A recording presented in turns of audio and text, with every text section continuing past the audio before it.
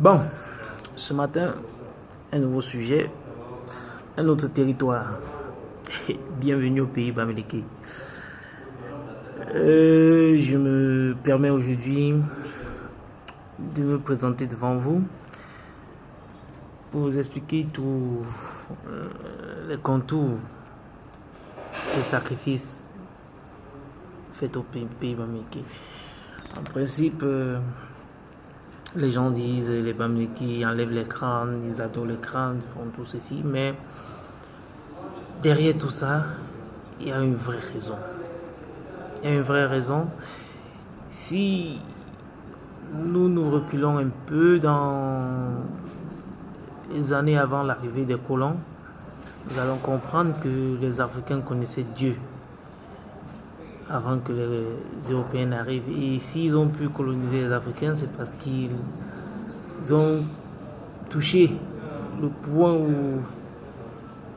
point fragile, sensible des hommes robustes qui étaient nos parents. Et bon, à quoi servent donc les sacrifices? On ne se fait pas de sacrifices au crâne. En vérité, les sacrifices ne sont pas faits au crâne parce que les crânes ne sont que des objets. Mais derrière les crânes, nous avons nos aïeux qui continuent à vivre. Ah ouais, ça va vous surprendre. Ouais, seuls les initiés peuvent comprendre ce que je suis en train de dire. Généralement, chez nous, à l'ouest du Cameroun, chaque famille a une concession et dans chaque concession, les parents qui étaient à l'auteur de cette concession a des génies, des totems, des animaux, pour bien dire, qui servaient de défense pour protéger ce qu'il utilisait pour protéger sa famille. Certains pouvaient en avoir plus jusqu'à 9, pouvaient avoir 7, dépendant de chacun, de la force que chacun peut avoir. Tu peux avoir autant d'animaux que tu peux. Et bon, ces animaux servent à quoi? Il y a d'autres qui sont des éclaireurs, d'autres qui vont le guider à cueillir des herbes pour guérir, d'autres qui vont être des guerriers, d'autres qui vont... Bon, c'était comme des anges gardiens. Et ceux-ci, au fil des temps, quand un parent meurt, avant de mourir, il va léguer ses totems à son successeur.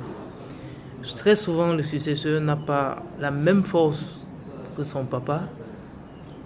Donc, le papa va donc lui donner une quantité de ces totems et l'autre quantité, il va remettre à un de ses amis, lui disant, bon, au moment où tu verras soit mon fils être apte à recevoir, tu lui donneras, ou tu regarderas dans ma famille au moment opportun, l'un de mes enfants qui peut porter celui-ci, tu peux lui remettre. Et c'est pour cela donc que nous allons voir dans des familles, des lieux sacrés, un peu de partout dans la concession, parce que les parents construisent ces lieux sacrés pour garder ces totems. Et les crânes dans les maisons maintenant, chaque fois que peut-être il a trois bêtes dans 3 totems, le nom de chaque totem, il peut donner le nom de sa grand-mère, il peut donner le nom de son père, il peut donner le nom de son aïeux. Et là maintenant, quand vous venez faire des sacrifices, vous ferez au nom de ceux-là, mais normalement, on le fait au nom de